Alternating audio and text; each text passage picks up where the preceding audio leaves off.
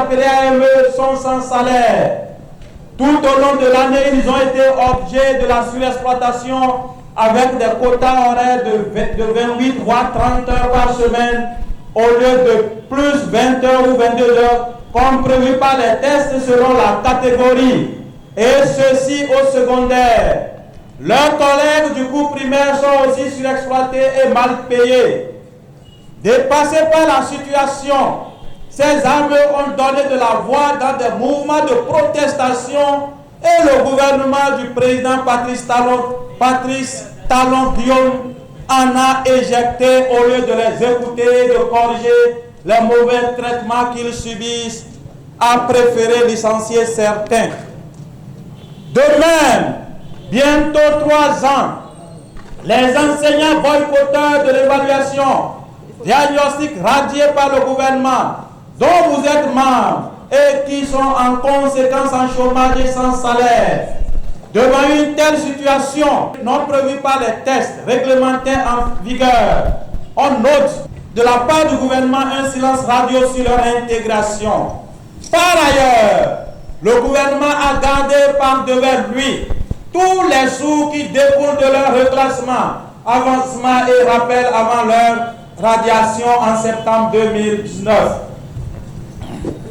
Considérant qu'il est administrativement illégal et moralement inhumain de refuser de payer les congés à des agents qu'on recrute et qui ont travaillé pendant une année scolaire de 9 mois sur 12, considérant que ce faisant, qu'il s'agit de l'esclavage des temps modernes qui ne dit pas son nom, considérant que le secteur de l'éducatif est un secteur qui est la vitrine de notre pays, qui nécessite qu'on y emploie des agents assermentés, recrutés en bonne et due forme et bien payés.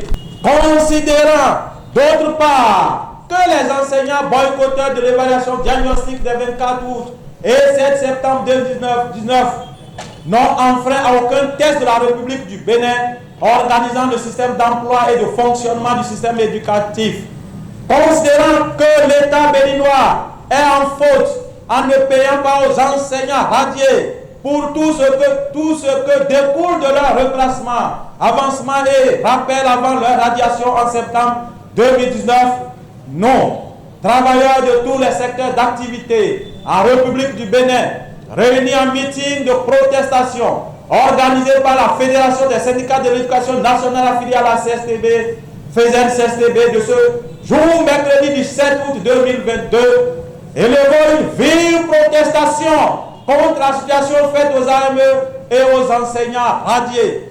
Exigeons le paiement des salaires des 3 mois de vacances aux AME, leur recrutement comme agent de l'État bénéficiant des mêmes droits que tous les autres agents de l'État, la réintégration de tous les AME dont les contrats ont été rompus du fait de leur mouvement de protestation, la réintégration des 305 enseignants radiés pour faire de boycott de l'évaluation diagnostique illégale, le paiement des dus aux 305 enseignants radiés découlant de leur avancement, reclassement et rappel avant leur radiation en septembre 2019. Chers camarades, c'est inadmissible que dans un pays qui se respecte, que 80%, plus de 80%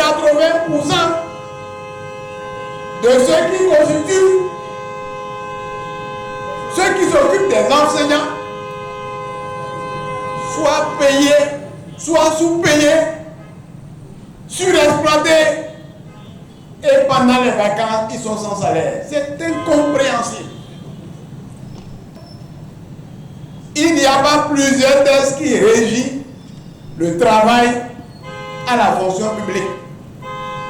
Il y a 2 statuts. Il y a le statut de la fonction publique qui donne 2 statuts de travailleurs. Soit on est fonctionnaire de l'État, soit on est agent contractuel de l'État. Lorsqu'on est fonctionnaire de l'État, il y a des critères, il y a des tests qui régissent cette fonction. Lorsqu'on est agent contractuel de l'État, il y a des critères qui régissent la fonction, dont la grille salariale,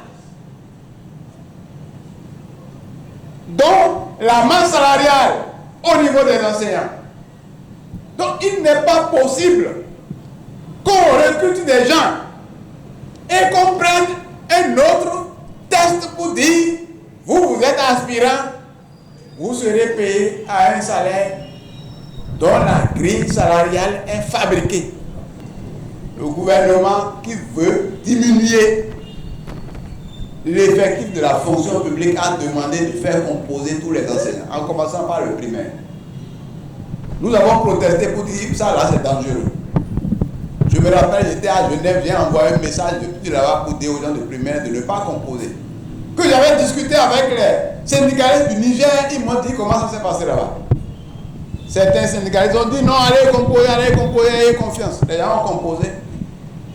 Le résultat qu'on a eu paraît que presque 98% étaient reçus. Le président Talon dit non, c'est mal fait, il faut reprendre. Et c'est à ce moment que tous les enseignants du primaire, de la maternelle ont refusé de composer. Le gouvernement tourne en rond, il va au secondaire. Nous protestons, il nous invite au palais. Nous disons, président, on n'évalue pas un enseignant en exercice sur table. On l'évalue à la clé. Talent! Talent! Mais rappel, mais dis!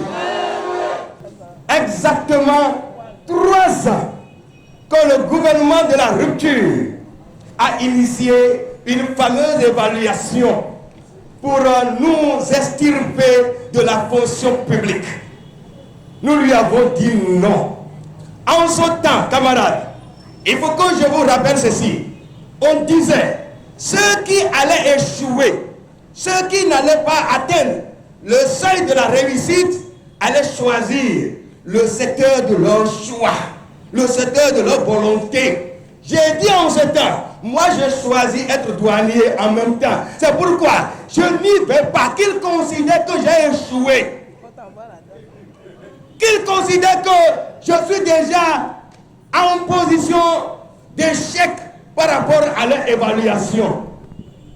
Ils ont dit, ceux qui auront réuni la moyenne qu'ils cherchent, c'est eux qui savent ce qu'ils veulent. Allaient être FE, fonctionnaires de l'État. Mais si jusqu'ici, ils n'ont pas pu appliquer ces décisions qu'eux-mêmes, ils ont eu à prendre, à quoi servent alors cette fameuse évaluation diagnostique? Qu'ils reviennent là-dessus. Que le gouvernement de Talon sache qu'il a échoué sur ce plan.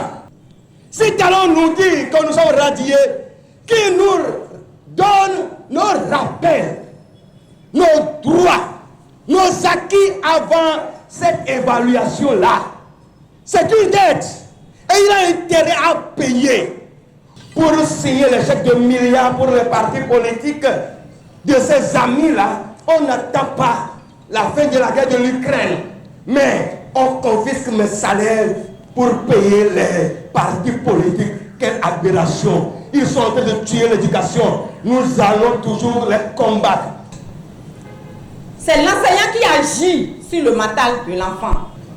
Pourquoi les dirigeants doivent les traiter de cette manière? Nous disons non.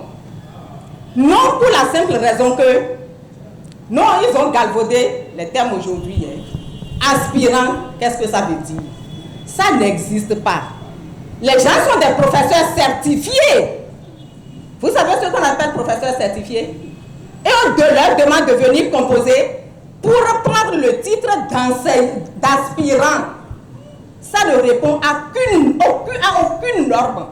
Et c'est pour cette raison que j'ai toute mon admiration pour ces 305 radiés et ceux-là qui, malheureusement, pour une raison ou une autre, ont choisi de leur propre volonté. Je ne suis pas là pour les juger, mais sont devenus aspirants. Ce n'est pas grave. Nous sommes avec vous. Nous resterons avec vous. Nous allons mener le combat jusqu'au soir où Talon va revenir sur cette décision.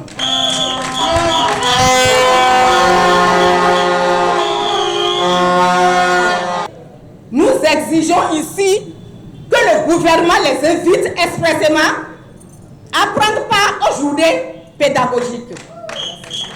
Et ensuite, sans tarder, que le gouvernement leur verse les 3 mois de salaire avant que l'année prochaine, ils soient payés 12 mois sur 12. Et qu'aux aspirants, qu'à la rentrée très prochaine, cette mesure leur soit levée pour qu'ils rentrent dans les rangs, parce qu'un pays sans éducation, il n'y aura jamais de développement dans ce pays. La Fédération nationale des syndicats du secteur de la santé n'est pas là ce matin pour dire soutenir les AME ou les radiés. Le combat qui se mène ici ce matin, c'est le combat de nous tous. Nous sommes d'abord parents d'élèves et à la veille des proclamations des résultats, ce que les parents cherchent à entendre d'abord, c'est le pourcentage. Cette année, c'est 70%, c'est 80%. C'est ça qui leur donne d'abord l'espoir que leur enfant fera partie. Et ceux qui font ce travail, ce sont les enseignants. Ce n'est pas les agents de santé qui font les pourcentages. Ceux qui font que les enfants des agents de santé réussissent et s'élèvent dans leur chambre, parfois en absence des enseignants, ce sont les enseignants. Et donc, si les enseignants ne se portent pas bien, nous risquons de ne pas avoir nos enfants bien formés. Et c'est pour cela que la Fédération nationale des syndicats du secteur de la santé a dit le combat qui se mène ici aujourd'hui, c'est le combat de tous les travailleurs. C'est le combat de tous les parents d'élèves. On ne peut pas dire parce que telle chose est illégale, on vous l'impose et lorsque vous refusez, on vous radie. Si on accepte ce principe, on peut le généraliser et l'appliquer à tous les secteurs. Seule la lutte paye. Nous les AME, nous voulons un contrat désormais dès la rentrée prochaine, 12 mois sur 12 avec ses avantages. Nous les AME, nous voulons une insertion définitive dans la fonction publique. Nous les AME, nous voulons la réintégration de nos camarades qui ont été radiés parce qu'ils ont dit qu'ils sont fatigués. Ils ont dit au gouvernement, change nos conditions. Parce que s'ils ne le font pas, je voudrais dire aux parents d'élèves, ce sont vos enfants qui en paieront les pots cassés.